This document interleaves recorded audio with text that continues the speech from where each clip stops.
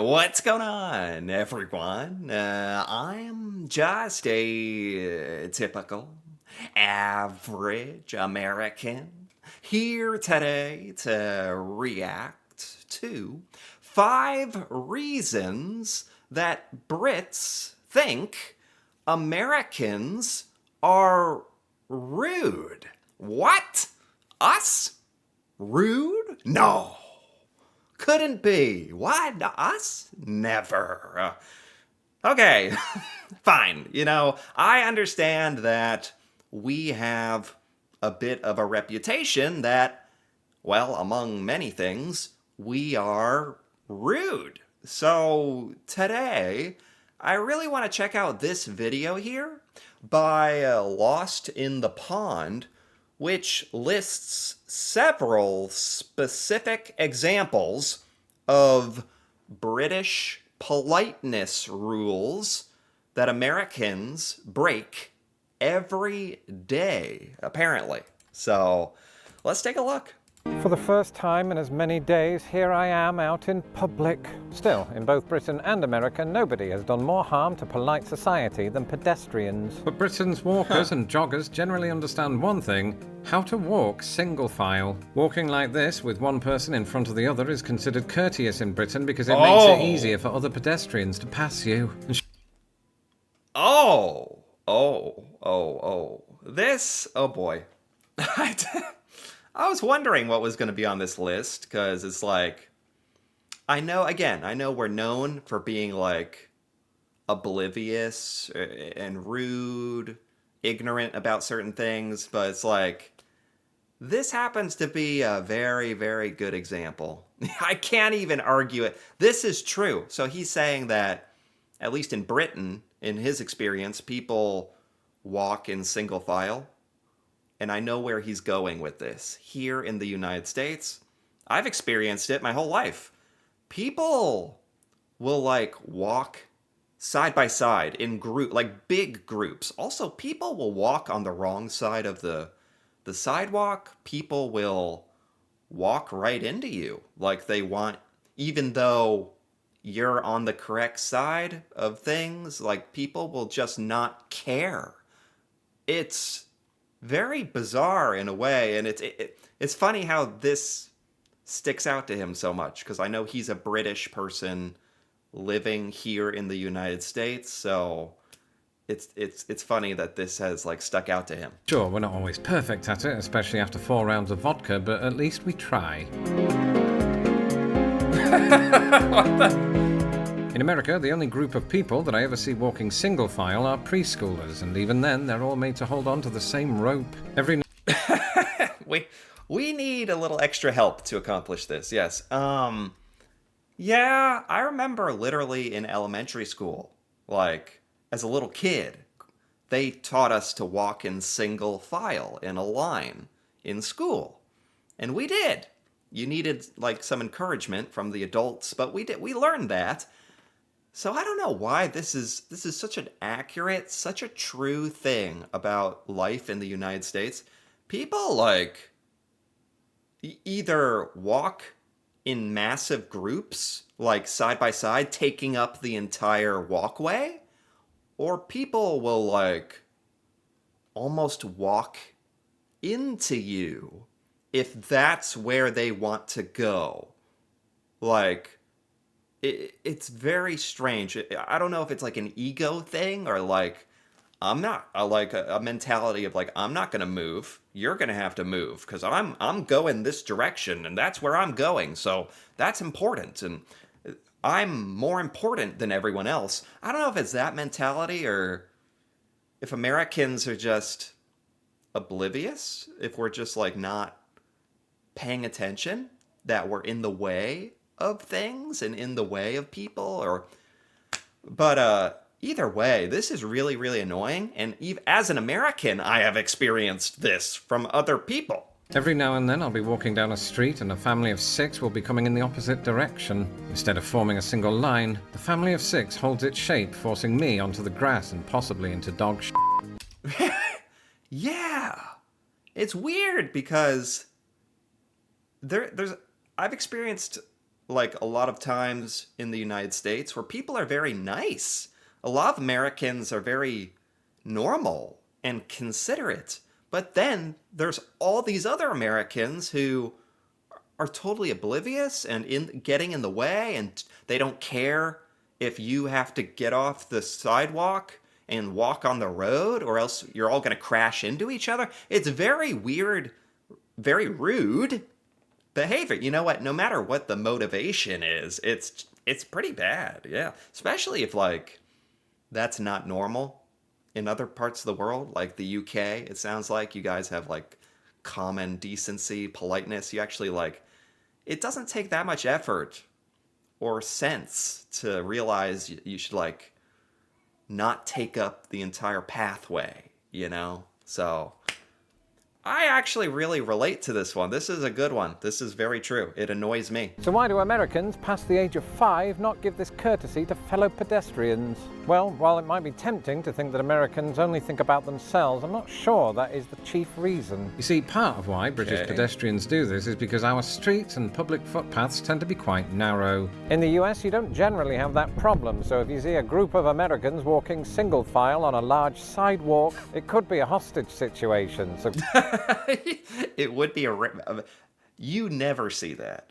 You never see large groups of Americans if you're walking around with your friends or your family.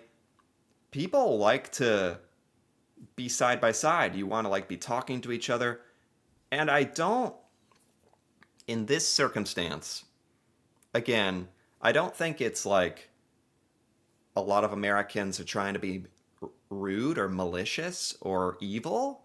It's just like oblivious, just stupidity, like not realizing how they're affecting other people.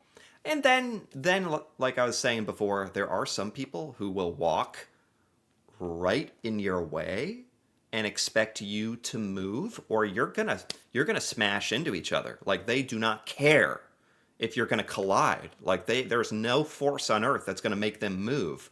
Like as a courtesy, just like go around if you're walking towards each other.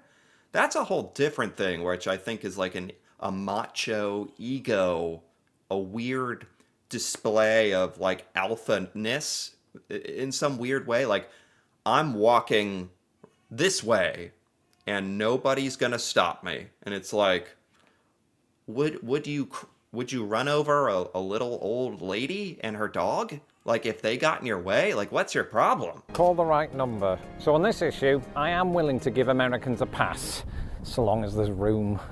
I don't actually. I think that it's really, really, really annoying. I actually relate to this, and I don't give us a pass. I'll admit, as an immigrant to this country, I do sometimes wonder why Americans are the way they are. But after I started living among them and hearing their perspectives, I also... I've wondered that sometimes myself.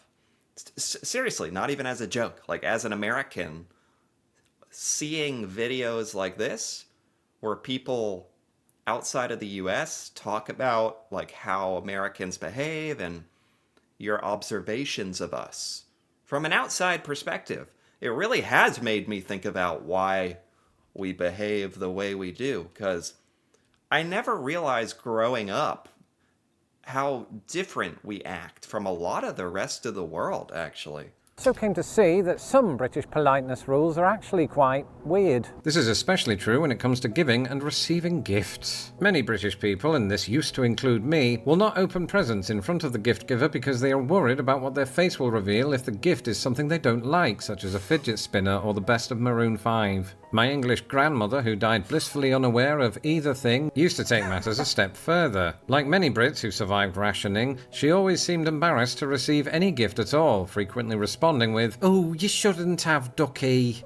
So he's saying in the UK, if you give a gift, you don't really, it is not to be opened in front of you, like in your presence. That would be the polite thing to do, which is totally, I would say that's literally the exact opposite of in the United States. Maybe it depends in the UK. Like if you're at a birthday party surely you're opening all the birthday gifts. Like that's part of the fun of the party, at least in my point of view. So I don't know. How does that work in the UK? It's like if you're giving someone a gift, like a housewarming gift, or like just being nice, or they don't open it, so that if they don't like it, they don't offend you. Or I think here in the United States, we're really not concerned about offending people, which can be good in that you get people's genuine opinions and genuine feelings, and you know how they feel. But it's also it can be come across as rude and insensitive, and like we don't care how if we hurt your feelings. Or so I can see this both ways. But I've found that this general discomfort around gift giving isn't nearly as prevalent in the United States, where people No. love to celebrate. An American gift giver isn't going to worry about the receiver's response so much, because both parties understand that just like an American bathtub, it's not that deep. In fact, I feel like What? Are our bathtubs not deep now? What? What's that? Huh? Maybe that's for another video. I didn't know about that one.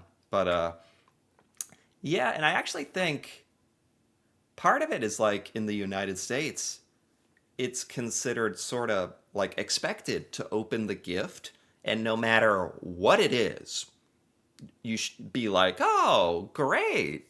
Thank you. I always wanted a wooden ladle, a new wooden spoon. Yeah, with my name on it. Cool." Like no matter so that's another aspect of it. I feel like for some Americans, the excitement is about the wrapping more than what's inside.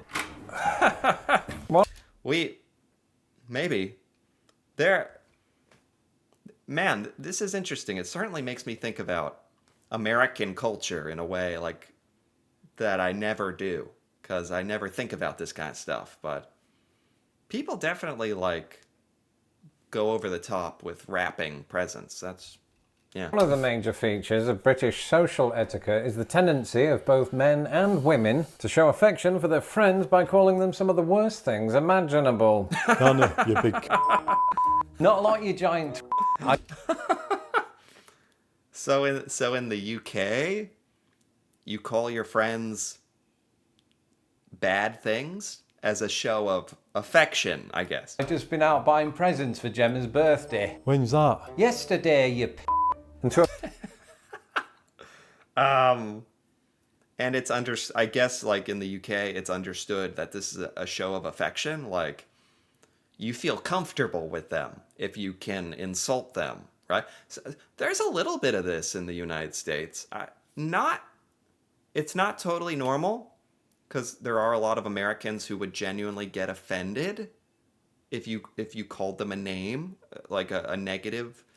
But there's some people in the US who have this kind of sense of humor. I guess it's like a British sense of humor. Americans, this friendly name calling can sometimes seem odd. So wait a minute, you talk to your friends like they're your enemy? And to that, I say no, because we'd never dare speak to our worst enemies like that. But when it comes to communication, Americans like things to be unambiguous. So a positive social interaction with an exchange of insults would sort of be the opposite of that. That's why this Onion headline, Area Man unsure if he's male bonding or being bullied, is probably funnier to Americans, because in Britain we don't think of these interactions as bullying. And Yeah, that's interesting. So this kind of depends on where you're from, I guess, like whether this is rude or not.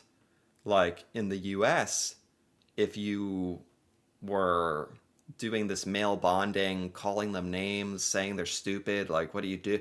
Like giving them a really hard time. I think for a lot of Americans that would genuinely like be insulting, and we would respond like, what's your problem? Like, so maybe that would be rude, but I think that's just us not quite understanding the sarcasm, or that it's actually meant to be like a compliment, like, oh, we're friends, we can talk to each other that way, I guess. that's my friend Honest Ian was lying to me. And Honest Ian never lies, it's in the name. Ian. Like a lot of British people, he might occasionally take a few semantic detours before getting to the truth. For example, when trying to dissuade me from posting a certain image to the internet, he said something along the lines of, I'm sorry, but I really think, and I know you know your audience better than anyone, but I really think you might consider possibly not posting that one taken during the great power outage of 2020. Notice how many words he used to soften his sentence. Sorry, but I know you know. Might consider possibly. I mean, who is this guy? I don't think any American would ever talk like that with all this extra cushion, like these fluffy words that are clearly meant. So, is this saying in the UK, if you are genuinely trying to criticize somebody, you're gonna like try to soften the blow as much as possible? Whereas, like I said, in the United States, it's interesting because it's like we are not really good at taking criticism. We don't handle that very well. We don't handle being insulted very well. And we certainly don't find it like a bonding experience or funny, really. But we, Americans, love to insult people and love to criticize other people. So it's very backward. It's very strange in the United States. Like, Americans are very weird for that. Like, we can't handle criticism, but we love to criticize other people. So... walking stereotype? Yes. Now, to be fair, that was him in a good mood, so would his language have been so winding had I actually posted the picture? Hey, Ian, I did it, mate. I have no shame. It's from Ian. Well done. What? After she saw your smouldering expression, my wife just filed for divorce. It was in that moment I remembered that British people are the absolute masters of another form of indirect speech, sarcasm. Typically, British sarcasm is so subtle that Americans sometimes have a hard time seeing the funny side. By the way, yeah, I mean, the idea of this is like talking about things Americans do that are kind of rude.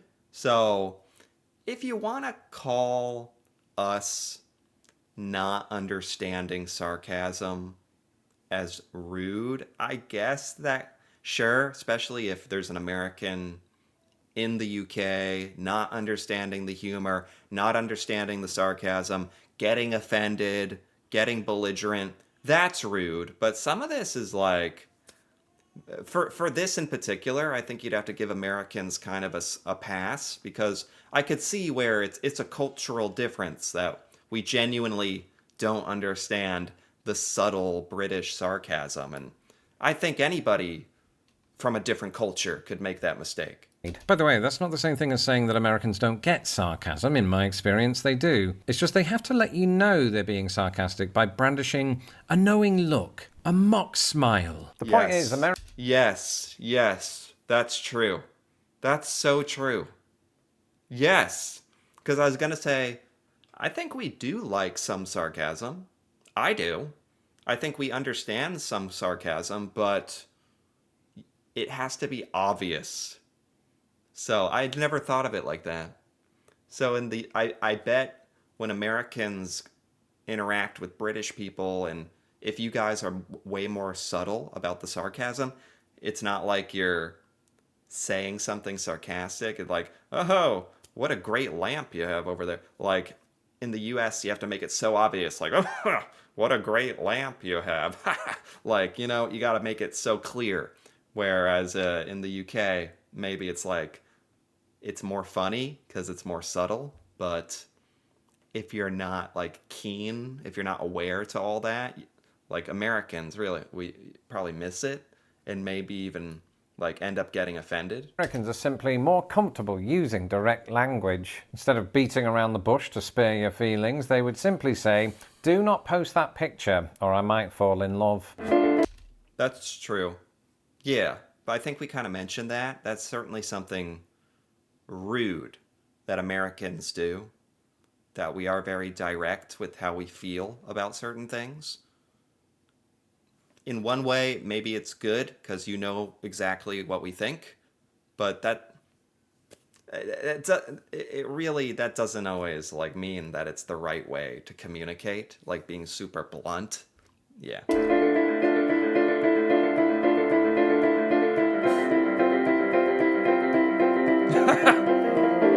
Wow.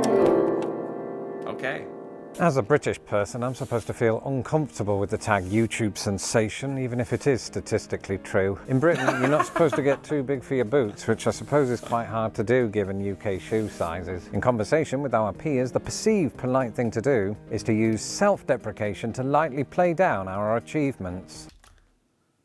Okay, this is an interesting one. Because this is like a rule of politeness in the UK. It's like the opposite of what we are taught here in the United States. It's very interesting. And I could see where we come across as rude or frankly egotistical. Like we're not humble about a lot of things. We're taught as kids that you want to be the best. You want to beat everyone else. You don't want second place. You want to win. And then you want to tell everyone how great you are. And that extends into like your adult life at work and all sorts of things. Trying to be bigger and better than your friends and accumulate wealth and power and have the biggest house. And it's all a competition in the United States. And trying to put on a facade a lot of times of being the best and having the best life. And that's an aspect of American culture that I don't think is very healthy, but it is very true. Very true. So instead of saying, yes, my subscriber count is higher than the population of North Dakota, I'm supposed to say, oh, it's nothing really. I don't know why people keep watching. I do. I suppose it's possible that had I lived out my whole life in Britain, you might never have heard me utter the word sensation in relation to myself. But Americans have taught me that while self-effacing humour can be funny, it's not always impolite to acknowledge how great we are. No, that's not. yes, we like to acknowledge how great we are. And don't get me wrong, I think it can be good and it give you confidence. And if you genuinely achieve something great, you deserve a pat on the back. You deserve to be acknowledged. Like, I do believe that. I think that is good. But it can definitely be taken too far. So I guess it's a balance. Like, maybe we're rude the way we celebrate ourselves. Maybe in the UK, you guys could, like, maybe it's too humble or subdued. And, like, you deserve a little more acknowledged. Give yourself a little credit. So maybe it's in the middle somewhere. To say that all Americans go around saying things like, no one knows more about content creation than me, a lot of people are saying I'm better than Vsauce. Instead, Americans will celebrate their success by saying things like, I'm proud of the things I've achieved, or dreams really do come true. Yeah. So yeah, in general, Americans don't use a lot of British politeness rules, and this makes sense. After all, British people are known for being polite. But they're also known for moaning about rain, and yet several US states get more of it. Remember earlier when I said this? I'll be touching on those throughout, as well as letting you know something surprising that I've noticed about American politeness. And that surprising thing is this. Americans are arguably just as polite as British people. In fact, Hey! I've spoken to other British immigrants in America who've told me Americans might actually be more polite, given that they've mastered the art of smiling broadly, hugging affectionately, and affirming boisterously. Yeah, I don't know. Like, I think it's just different. Like, a lot of the politeness here in the United States can come across as over the top and therefore kind of fake politeness. But then there's a lot of genuinely happy, nice people, but also the same is true in the UK. So, I don't know. I think there are genuinely a lot of rude behaviors that Americans do because we are oblivious. Not necessarily because we're trying to be rude, but we're just not thinking about others enough, which is rude and something we could certainly work on. But yeah, a lot of aspects of American culture that we don't really think about as being rude, I can see really are. And there's some aspects that are maybe good or that we do that are good. So it's a balance. It's an interesting thing to try to like analyze and quantize. But yeah, this was very interesting. A lot of things I never really thought about. So I enjoyed this. Anyway, if you enjoyed this, feel free to give this video a like or leave a comment with your thoughts on things Americans do that are rude, especially compared to like British culture and British behavior, and that'd be interesting to hear about. And if you're interested in more videos like this, feel free to subscribe for more. And until then, thanks for watching, and see you next time.